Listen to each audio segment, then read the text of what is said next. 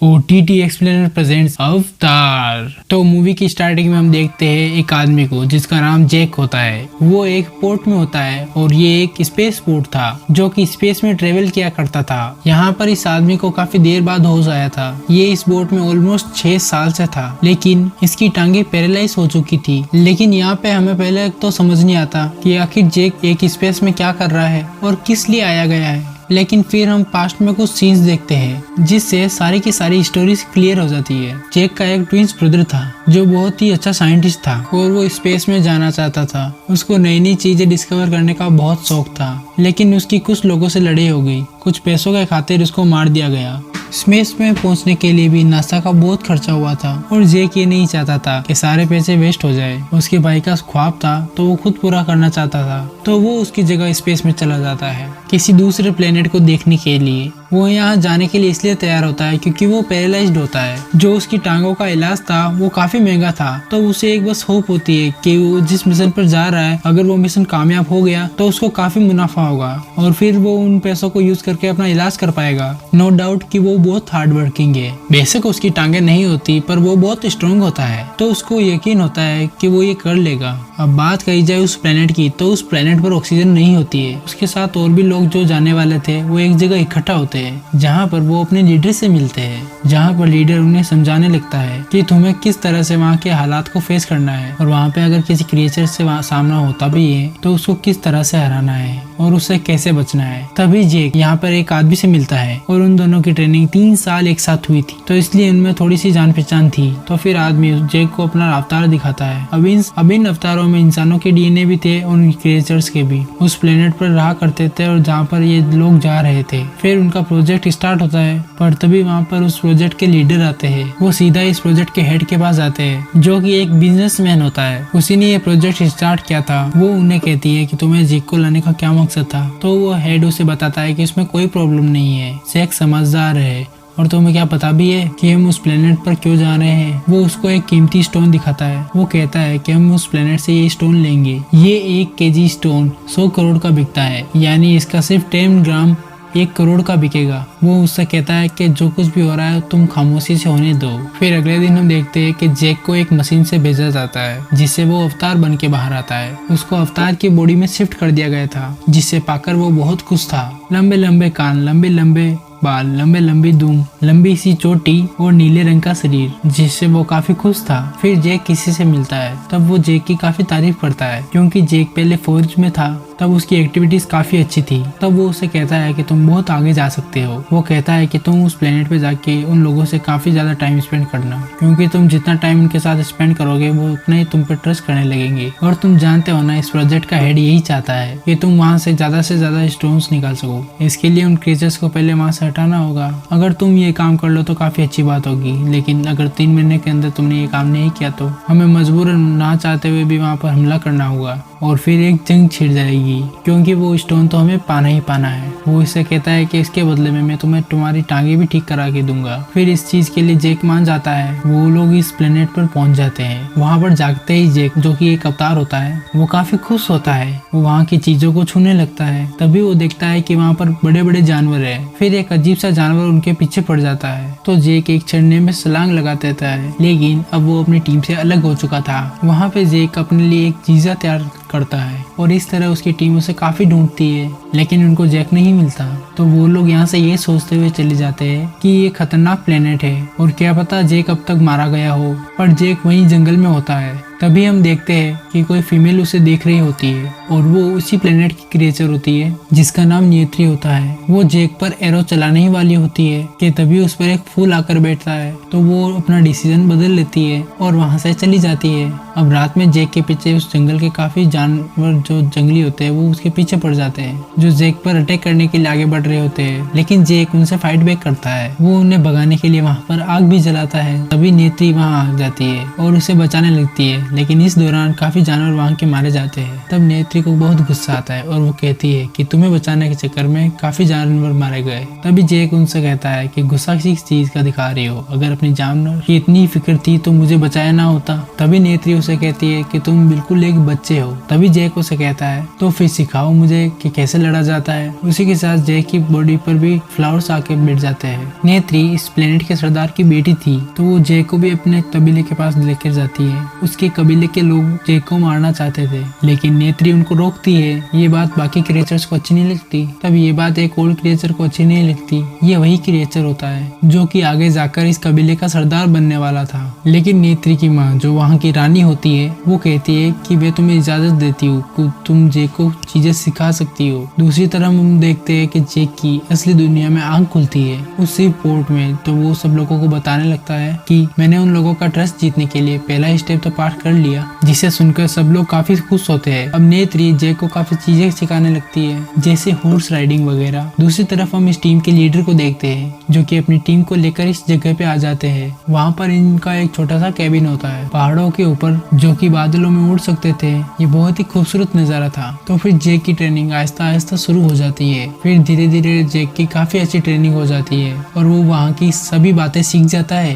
Horse riding करना, वहाँ पे शिकार कैसे करना है, और सबसे बड़ी बात कि नेचर से कैसे प्यार करना है। अब नेत्री जैक को एक जगह पर लेकर जाती है, जहाँ पर वो उसको एक परिंदे से मिलवाती है। वो उसे कहती है कि ये उड़ सकता है, और पता है कि इसकी खासियत क्या है, कि ये अपना राइडर खुद ही चुनता है और फिर सारी जिंदगी उसी के साथ सिंसियर रहता है और फिर उसी को लेकर उड़ता है और इसके अलावा किसी को नहीं चुनता। फिर वो कहती है इसमें खतरे वाली बात ये है कि उसको चुनने से पहले तुम्हें भी बहुत केयरफुल रहना होगा, ये तुम्हें मार भी सकता है। अब ऐसे ही होता है, लेकिन जल्द ही उस परिंदे को चुन लेता है और उस पर काबू पाकर उड़ने लगता है। नेत्री और जैक अपने अपने परिंदे पर उड़ रहे होते हैं और काफी इंजॉय भी कर रहे होते हैं, लेकिन तभी उनके पीछे एक खौफनाक परिंदा पड़ जाता है। फिर ये लोग जल्दी से उससे लड़के उसे हरा देते हैं और अपनी जान बचा लेते हैं। तभी नेत्री जैक को बताती है कि ये मेरे इंसेस्टर की सवारी हुआ करती थी और इन पर सवारी करना बहुत मुश्किल है, और इनके बारे में ये माना जाता है कि ये दुखों को खत्म कर सकते हैं और प्रोस्पेरिटी ला सकता है। अब जैक को यहाँ पर 3 महीने गुजर जाते हैं। तब कर्नल उसे वापस बुलाता है और कहता है कि जो मैंने तुम्हें कहा था, लगता है तुम वो भूल रहे हो। तब जैक कहता है कि मैं नहीं भूल रहा, कि बस कल उनका एक इवेंट है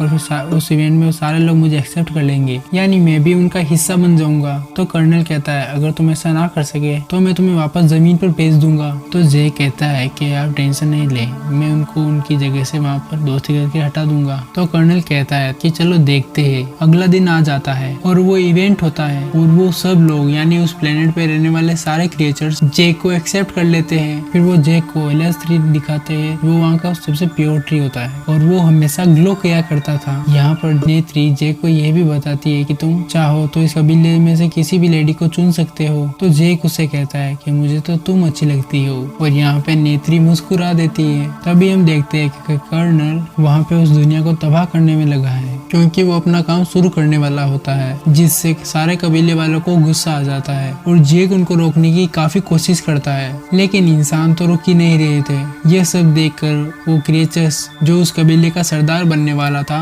वो जैक पर हमला कर देता है और नेत्री उसे बचाती है। अब उस प्रोजेक्ट की लीडर कर्नल से कहती है कि जरूरी नहीं है कि तुम के दुनिया में खड्डे खोदकर और पेड़ों को गिराकर ये स्टोन हासिल करो, क्या पता स्टोन चारों तरफ हो। तभी जैक भी आ जाता है, जो आकर के कर्नल को समझाता है और इस प्रोजेक्ट के हेड से भी कहता है कि आप लोगों को ये स्टोन क्यों चाहिए। वो लोग नेचर को बहुत पसंद करते हैं, वो कभी भी ऐसे नहीं जाने वाले। तो कर्नल कहता है कि हमें इससे फर्क नहीं पड़ता, अगर वो नहीं जाएंगे तो मैं तुम्हें पहले ही बता चुका हूँ कि हम जंग करेंगे और कल सुबह ऐसा ही होगा। लीडर और जैक उनको समझाने की काफी कोशिश करते हैं, लेकिन कर्नल तो सुन ही नहीं रहा होता। वो बस उनको इतना सा मौका देता है कि तुम लोग अपने अवतार में वापस एक बार जा सकते हो और उनको डील कर सकते हो, कि तुम लोगों के पास आखिरी मौका है। उस प्रोजेक्ट के लीडर और जैक अपने अपने अवतार में चले जाते हैं और दोबारा उस प्लेनेट पर जाते हैं, जहाँ पर जैक सबको सब कुछ सच बता देता है कि मुझे यहाँ पर इसीलिए भेजा गया था कि मैं आप लोगों को इस जगह से हटा सकूं, क्योंकि हमें यहाँ से कुछ जरूरी चीजें चाहिए। तो नेत्री ये सुन के रोने लगती है और चिल्लाने लगती है कि तुमने मुझे धोखा दिया है, कि तुम अब तक ड्रामा करते आ रहे थे। उस प्लेनेट के क्रिएचर्स जैक और उसके लीडर को वहाँ पर कैद कर लेते हैं। तभी कर्नल अपने लोगों के साथ वहाँ पर आ जाता है। जैक उसे मना भी कर रहा होता है, लेकिन फिर भी वो उनके पास आ जाता है और अब इस कबीले के लोग उन पर अटैक करने लगते हैं और वो अपने बो और एरो से कितना अटैक कर पाते। कर्नल उन पर बॉम्ब फेंकने लगता है, जिससे हर तरफ आग लग जाती है। तभी कबीले के लोग डर के मारे रोने लगते हैं। तभी एक फीमेल क्रिएचर जैक के पास आती है और उससे कहती है कि हमारी जान बचाओ। तभी इतनी देर में कर्नल वो पेड़ भी गिरा देता है जो उनका प्योर ट्री था, तभी सब लोग देख के ये काफी दुखी होते हैं। उन्हें इंसानों पर काफी ज्यादा गुस्सा आ रहा होता है। इस सब में नेत्री के फादर यानी कबीले के लीडर की भी डेथ हो जाती है। उस प्रोजेक्ट का हेड और कर्नल ऑर्डर देता है कि उस प्रोजेक्ट के लीडर को अरेस्ट कर लिया जाए, लेकिन तभी वहाँ पर एक पायलट आती है जो कि वहाँ का प्लेन चलाया करती थी, वो उनको आकर बचाती है। अब ये सारे लोग एक और स्पेसशिप में होते हैं जहाँ पर कर्नल की फायरिंग की वजह से इस प्रोजेक्ट की लीडर जख्मी हो चुकी होती है। यहाँ पर जेक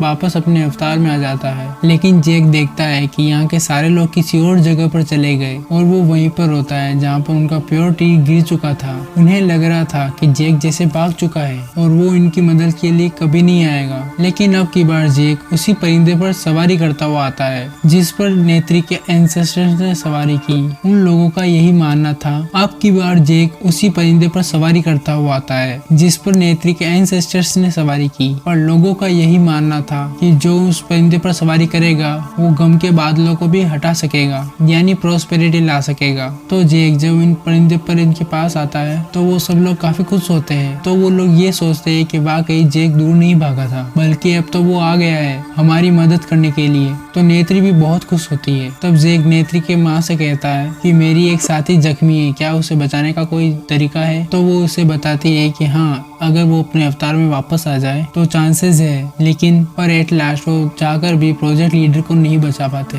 और उसी वक्त उनकी डेथ हो जाती है। तभी जेक इस कबीले में ऐलान करता है कि हम कर्नल के खिलाफ लड़ाई करेंगे। तो सब लोग उसकी तरफ हो जाते हैं और उसका साथ देने के लिए तैयार हो जाते हैं। क्रिएचर्स लोग आदमी की तुलना में बहुत ज्यादा क्वांटिटी में होते हैं, जिसकी वजह से कर्नल भी डरा हुआ होता है। लेकिन मसला ये था कि उसके पास बहुत बड़े बड़े जंग के जहाज और वेपन्स थे, लेकिन जेक और बाकी सभी कबीले वालों के पास सिर्फ तीर कमान और एरोस। लेकिन जेक इस बात पर ज्यादा ध्यान नहीं देता क्योंकि वो उस प्लेनेट को अच्छी तरह से जानता है और वो ठान लेता है कि जरूर वो उस प्लेनेट के लिए और नेचर के लिए लड़ेगा। वो उसी प्योर ट्रक के पास जाता है और उसे कहता है कि आप हमारी मदद करें, कर्नल यहाँ नेचर को तबाह करने आ रहा है, उसको यहाँ पे आने ही मत दीजिएगा। अब कर्नल अपना हमला कर देता है। वो बहुत ज्यादा आर्मी को अपने साथ लेकर आया था। वो सबसे पहला शूट फिर से उसी प्योर ट्रक के ऊपर करता है, लेकिन उससे पहले ही वहाँ के क्रिएचर्स वहाँ पर आ जाते हैं जिन्होंने अपने गोमतक को तैयार कर रखा था। जेक भी ब्लू परिंदे पर आ रहा होता है। उन सब के पास तीर कमान था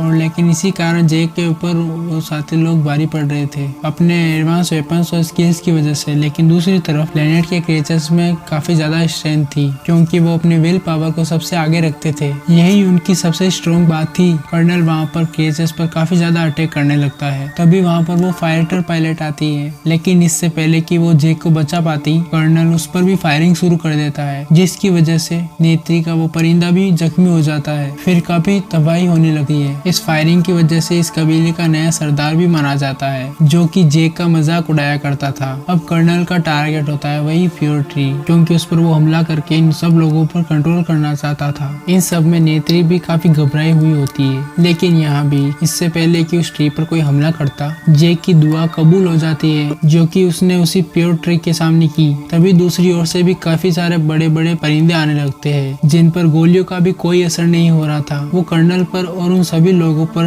हमला कर देते हैं जिन लोगों ने वेपन्स पकड़े होते हैं। उन सब पर अटैक करने लगते हैं और उनके वेपन्स गिराने लगते हैं। जिस जहाज से ये लोग एक्सप्लोजन करने वाले थे, जेक उस पर हमला करके उसे गिरा देता है। वो जहाज तबाह हो जाता है जिसके कारण एक्सप्लोजन होने से भी बच जाता है। अब जेक कर्नल के जहाज पर भी हमला करता है जिससे उसका जहाज भी तबाह हो जाता है। तभी कर्नल अपनी जहाज से जंप लगा देता है, लेकिन जेक पेड़ों में अटक कर बच जाता है। तभी कर्नल को जेक नजर आता है जो कि जेक का ह्यूमन वर्जन होता है जो कि अभी तक बेहोश था। तो वो सोचता है कि उस पर हमला करके जेक को ही मार डाले। इससे जेक के मरने के बाद उसका अवतार का कैरेक्टर भी खत्म हो जाएगा। लेकिन इससे पहले ही वहाँ नेत्री आ जाती है। वो कर्नल से काफी लड़ती है, लेकिन यहाँ पर वो काफी कमजोर पड़ रही होती है। फिर तभी वहाँ पर जेक आ जाता है। जेक कर्नल को अपने ह्यूमन वर्जन को मारने से रोकता है, लेकिन कर्नल उसकी चोटी पकड़ लेता है और उसे हवा में उठा लेता है। उसे काफी ब्लैकमेल कर रहा होता है कि मैं अब तुम्हें मार डालूंगा। लेकिन इससे पहले कि कर्नल जेक को हाथ भी लगाता, तभी वहाँ नेत्री अपना तीर चलाती है जो कि सीधा कर्नल को लगता है और इस बार कर्नल वाकई में मारा जा चुका था। तभी जेक भी बेहोश हो जाता है क्योंकि उसे भी चोट आई थी और वो अपने ह्यूमन वर्जन में केबिन में वापस आ जाता है। उसे सांस नहीं आ रहा होता क्योंकि यहाँ पर ऑक्सीजन काफी कम होती है। लेकिन तभी यहाँ पर नेत्री आ जाती है और उसके ऑक्सीजन मास्क लगाती है। फिर एक दूसरे के सामने दोनों स्माइल करते हैं क्योंकि नेत्री ने जेक की जान बचाई थी।